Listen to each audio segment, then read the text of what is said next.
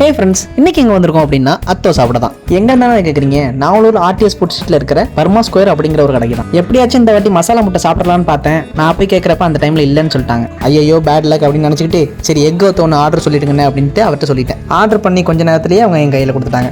ஐயோ சீக்கிரம் கொடுக்குறாங்களே, நல்லா இருக்குமோ நல்லா இருக்காதுன்னு நினச்சிக்கிட்டே வாங்கினேன். அத்தோவை கையில் வாங்கின உடனே எடுத்துகிட்டு போக பார்த்தனா இருப்பா வாழைத்தண்டு சூப்பையும் வாங்கிட்டு போ அப்படின்னு சொல்லி வெயிட் பண்ண சொன்னார். நல்ல வேலை அத்தோவை வாங்கிட்டு ரொம்ப தூரம் போல. ரொம்ப தூரம் போயிருந்தா அவர் கூப்பிட்டு அசிங்கமாக போயிருக்கோம், எல்லாரும் பார்த்துருப்பாங்க. எனக்கு அத்தோவை கையில் வாங்கினதுலேருந்து நாக்கு துடிக்குது, கண்ணு வெடிக்குது, எப்படியாச்சும் அந்த சாப்பிட்டு பார்க்கணும் அப்படின்னு சொல்லி ஆசை தூண்டிக்கிட்டே இருக்கு. எப்படியோ வாங்கியாச்சு. ஃபர்ஸ்ட் எடுத்து வாழைத்தண்டு சூப்பு எப்படி இருக்குன்னு டேஸ்ட் பண்ணி பார்ப்போம்னு பார்த்தேன்.